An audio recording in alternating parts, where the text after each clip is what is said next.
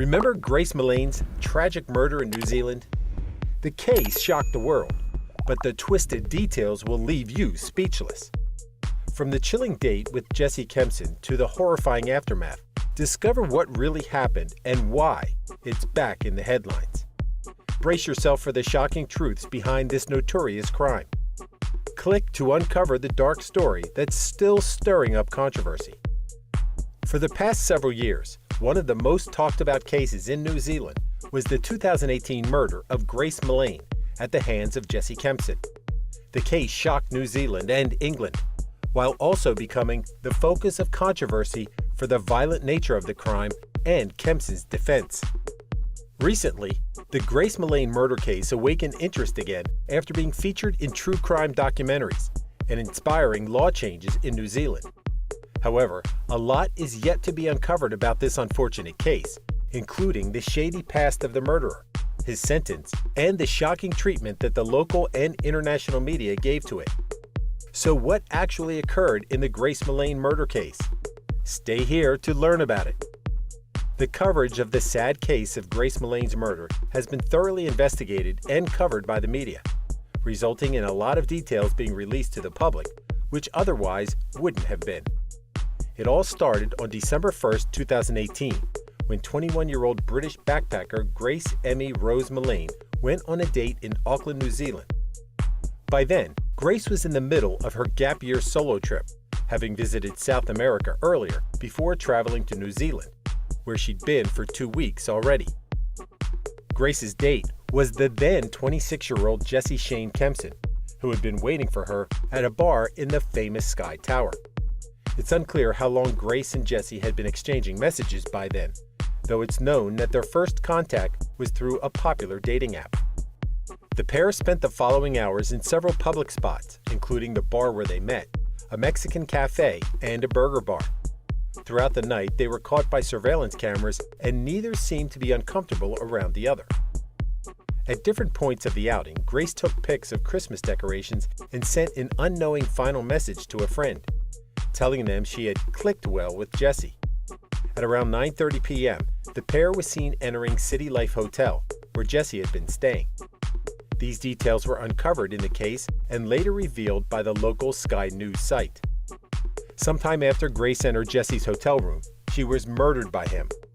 Her family and friends were the first ones to notice something wasn't right, as she had uncharacteristically not answered the birthday messages they sent her on 2 December.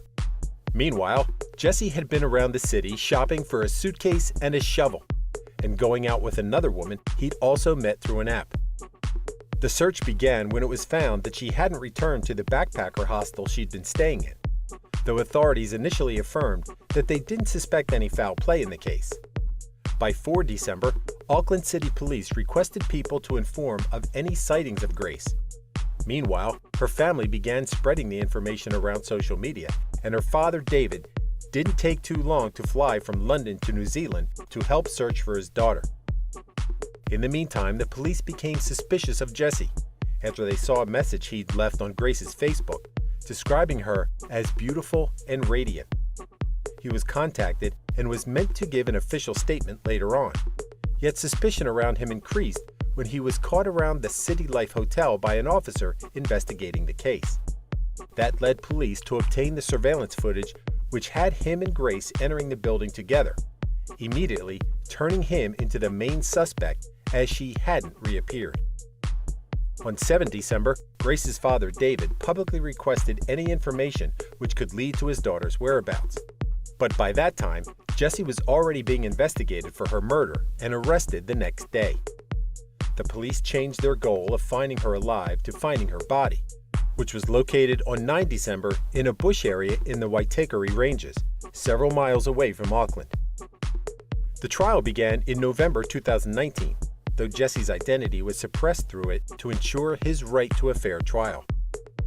Details about the murder were uncovered in court, with Jesse passing from denying the crime to accepting it under the argument that he had strangled Grace because she asked him to while having sex. It was also revealed that after the murder, he had taken intimate photos of her body, watched pornography, cleaned up the crime scene, and later disposed of her body in a forest area he'd earlier searched on Google. The defense argued that Grace had consented to be strangled and also brought up her sexual preferences in the case. However, prosecutors argued not only Grace's vulnerability under the murderer's physical build, but also the lack of evidence of consent.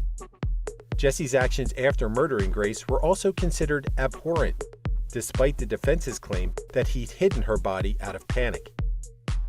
The trial ended on 29 November 2019 after 3 weeks, Jesse Kempson being found guilty of Grace Millane's murder.